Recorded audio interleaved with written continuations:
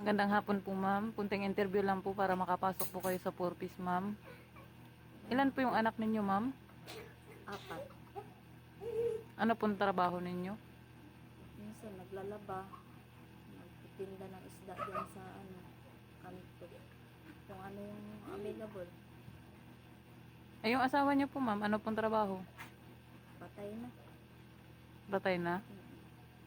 E, paano po yung pang-araw-araw ninyo na pagkain? Saan po kayo kumukuha? Ngayon lang, kung may extra labada, eh, nakakakain. Yung apat ninyong anak nag-aaral din, ma'am? Nag-aaral yan sila lahat.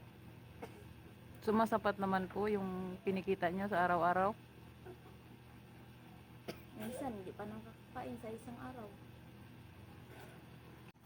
Sige, ma'am, maraming salamat po. Sige. Baka may pangkape po kayo dyan, sir. Magandang araw po, ma'am. Kunting interview lang po patungkol po sa niloloan ninyo.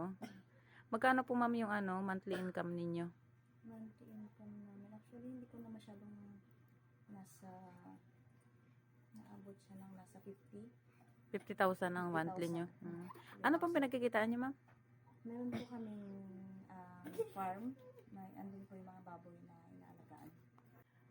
Yung asawa nyo po, ma'am, ano pong trabaho? Nasa abroad. Nasa abroad po siya. Nasa abroad. Saan nyo po gagamitin yung iloloan nyo, ma'am? Pandagdag ko sana sa business since kakaalis lang ng asawa ko pa abroad. Kasi hindi pa nabibenta yung mga baboy namin sa farm. Ano po, ma'am, yung mga hinuhulugan ninyo monthly? Ito kasi yung ref ko, cash ito. Tatlo yan. Yung dalawa na benta ko na. Kasi kumbaga parang ginamit ng asawa ko para